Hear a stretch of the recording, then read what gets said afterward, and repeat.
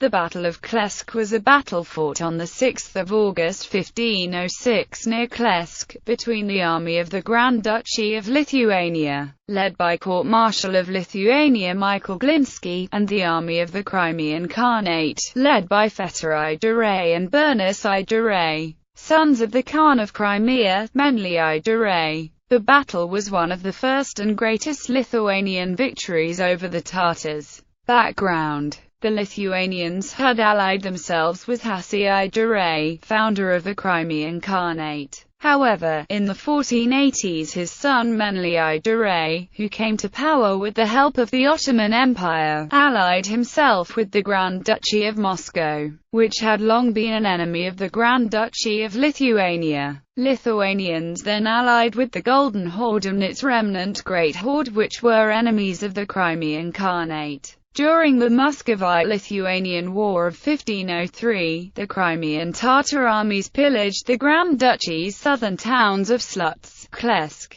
and Nyasvaj, and even threatened the capital city of Vilnius. Alexander Jagiellon, Grand Duke of Lithuania, then ordered the construction of a defensive wall around his capital. It was completed in 1522. In August 1505, Meñli I Giray sent his eldest son to plunder the territories of Minsk, Polotsk, Vitebsk, Novorossiysk. It was not only a raid for slaves and loot, but also for political pressure to execute imprisoned Sheikh Ahmed, the last Khan of the Great Horde. About the same time, conflicts in the Lithuanian Council of Lords began to emerge between quickly rising Michael Glinski and Jan Zabrzezinski. In summer 1506, Grand Duke Alexander's health deteriorated and he decided to convene a Seimas in Lida so that he could transfer the Lithuanian throne to his brother, Sigismund I.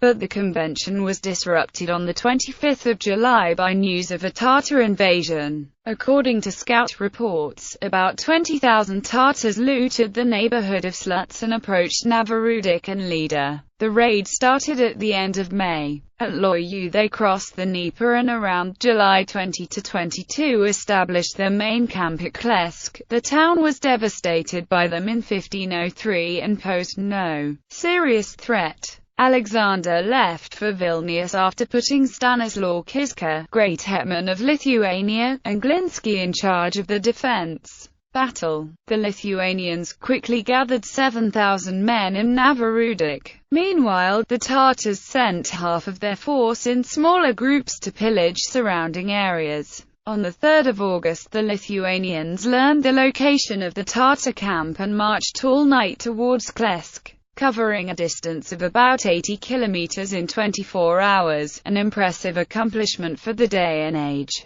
The march exhausted Kiska, who fell ill. Command of the Lithuanian army passed to Glinski. Though Glinski was of Tatar roots, he had fought in the Italian wars and other conflicts in Western Europe. The Tatar camp lay in a strong defensive position between the Lan River and its tributary Sapra. The Tatars were warned of the approaching Lithuanian army and were ready for battle. Apparently, they decided against trying to outrun the approaching army to protect their slaves and loot. Glinski, on the other hand, wanted to destroy the Tatar army, not merely push it back to Crimea. The heavy Lithuanian cavalry could not cross the rivers and their swampy banks. Glinski therefore split his army in half, so that he might attack the Tatars from two sides and block retreat routes, and built 2 pontoon bridges from across the rivers as the combatants exchanged artillery fire. However, Glinski's political rival Jan Zabrzezinski did not trust Glinski's command and, against orders, attacked the Tatars as soon as one of the bridges was completed on 6 August. The small detachments of Zabrzezinski's men were quickly defeated and the Tatars mockingly displayed their severed heads.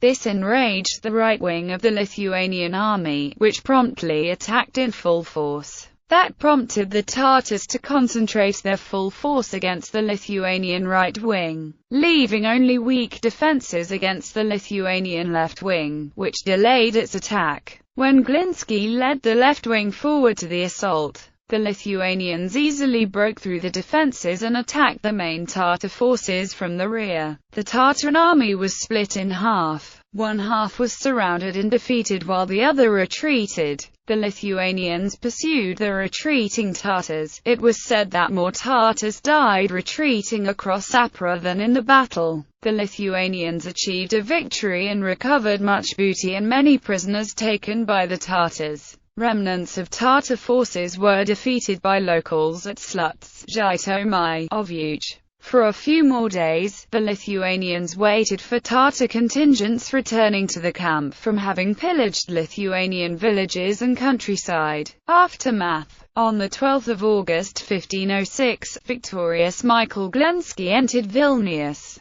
In honor of the victory, Mykolai II Radziwiłł sponsored the construction of the Church of St. George on the bank of Neris River. But when Grand Duke Alexander Jagiellon died on 19 August, Zabrzezynski accused Glinski of having conspired to murder the dead ruler. Glinski fell from royal favor and began an anti-Lithuanian revolt, murdering Zabrzezynski and allying with the Grand Duchy of Moscow. The revolt became part of the renewed Muscovite-Lithuanian War. Khan Meñli I Giray of the Crimea hurried to assure Alexander Jagiellon that the raid was unauthorized and asked to maintain peace. Crimean Khanate severed its long-standing alliance with Moscow due to, among other things, the Muscovite campaign against Kazan. Lithuanian Grand Duke Sigismund I received an earleak for the Russian territories of Novgorod, Pskov, and Ryazan.